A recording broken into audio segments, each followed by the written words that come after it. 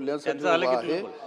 सहकार हे झालं की विभाग बोला. बाब क्रमांक 307 प्रश्न क्रमांक 5 मिनिटं दाखवा. 227। सभापती महोदय, सांगली जिल्हा मध्यवर्ती बँकेमध्ये सध्या नोकर भरती सुरू आहे, त्याची जाहिरात आलेली आहे। परंतु या नोकर भरतीमध्ये होतकरू आणि अभ्यासू विद्यार्थ्यांना निश्चितपणाने संधी मिळणार नाही, कारण 10% गुण देण्याचा अधिकार बँकेच्या चेअरमननी आपल्याकडे स्वतःकडे राखून ठेवलेला आहे। म्हणजे जे विद्यार्थी नापास होणार आहेत ते विद्यार्थी पास होणार आहेत। त्यामुळे या भरतीला स्थगिती देणं अत्यंत गरजेचं आहे। आणि या बँकेमध्ये कर्ज वाटपामध्ये सुद्धा मोठ्या प्रमाणामध्ये अनियमितता झालेली आहे। सभापती महोदय, पुण्यश्लोक अहिल्यादेवी होळकर कर्जमुक्ती योजना जी आहे, परंतु या योजनेमध्ये शेतकऱ्यांची मागणी आहे की 2017 आणि 19ला ज्यांना लाभ मिळाला, पण जे शेतकरी थकबाकीदार झालेले आहेत त्यांना सुद्धा कर्जमाफी मिळावी अशी मागणी आहे। दुसरं, याच अनुषंगानं सहकार विभागांतर्गत बाब क्रमांक 307 227 प्रश्न क्रमांक ज्या शेतकऱ्यांनी कोऑपरेटिव्ह पाणी पुरवठा संस्था सहकारी तत्वावरती स्थापन केलेल्या आहेत आणि स्वतःच्या शेतीवरती कर्ज काढून या संस्था स्थापन केलेल्या आहेत, शेतीला पाणी घेतलेले आहे आणि यांचं कर्ज आता 600 कोटी रुपये आहे। आणि आपण राज्याचं 36,000 कोटी शेतकऱ्यांचं कर्ज माफ करत आहोत आणि शेतकऱ्यांनी स्वतः कर्ज काढून उभा केलेल्या ह्या पाणी पुरवठा संस्था यांचं 600 कोटीचं कर्ज माफ करावं। या संदर्भामध्ये या ठिकाणी पालकमंत्री सातारचे शंभूराजे देसाई बसलेले आहेत। त्यांनी शेतकऱ्यांचं हे नेतृत्व या प्रश्नावरती केलेलं होतं। परत एकदा या प्रश्नाबाबत मुख्यमंत्र्याकडे त्यांनी बैठक लावावी अशी मी त्यांना या ठिकाणी विनंती करत आहे।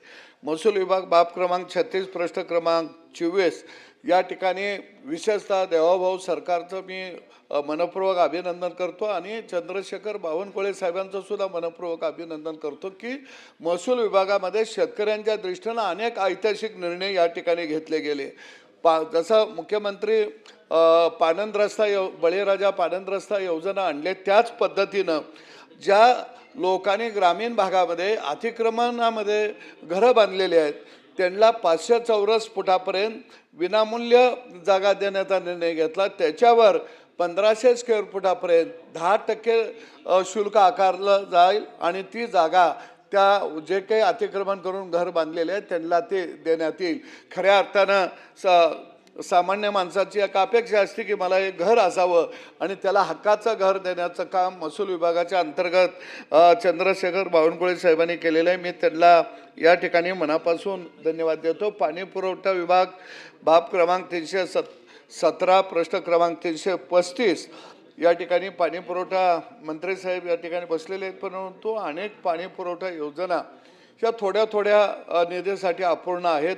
त्याचा एकदा आढावा घेऊन ज्या 10% 15% पाणी पुरवठा योजना अपूर्ण आहेत त्यांना गती कशी मिळेल या दृष्टीनं प्रयत्न करावा। आपणच नानवीज सोनवडी प्रादेशिक पाणी पुरवठा योजना तालुका दौंड या ठिकाणी दिलेली आहे, ती बऱ्यापैकी पूर्ण झाल्या, परंतु कंत्राटदाराच्या हलगर्जीपणामुळे थोडं काम बाकी आहे, ते आपण पूर्ण करण्याच्या दृष्टीनं या ठिकाणी प्रयत्न करावे। गृहविभाग बाब क्रमांक 16 प्रश्न क्रमांक 11 सभापती महोदय, सगळ्यात महत्त्वाची बाब की आमच्या ईश्वरपूर तालुका वाळवा जिल्हा सांगली इथले मंत्री 20 वर्ष होते, परंतु त्यांच्याच गावाला पोलीस स्टेशन नाही आहे, तर त्या ठिकाणी पोलीस स्टेशन त्या ठिकाणी बांधून मिळावा अशी अपेक्षा।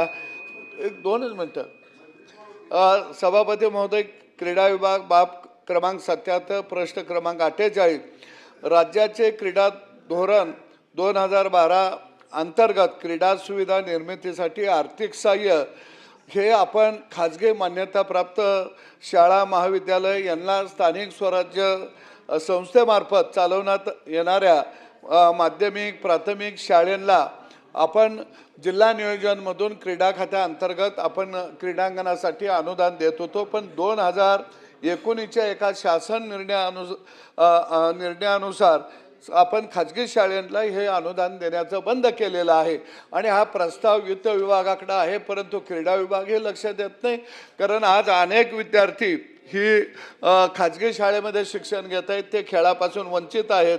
या ठिकाणी मी सभापती महोदय बाब क्रमांक 56 प्रश्न क्रमांक 36 अनेक ठिकाणी पशुवैद्यकीय दवाखान्यांची गरज आहे, डॉक्टरांची संख्याही कमी आहे.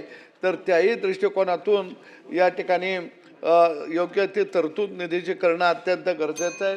कृषी विभाग बाब क्रमांक 55 प्रश्न क्रमांक 35 पेठ तालुका वाळवा जिल्हा सांगली येथे Krantisinh Nana Patil food technology college मंजूर आहे, परंतु त्याला प्रयोगशाळेसाठी निधी उपलब्ध नाही. तर तो निधी द्यावा आणि क्रांतिसिंह नाना पाटलांच्या नावानं उभा राहणाऱ्या या कॉलेजला निश्चितपणानं या ठिकाणी गती द्यावी अशी मी आपल्यासमोर या ठिकाणी मागणी करतो आणि थांबतो. धन्यवाद.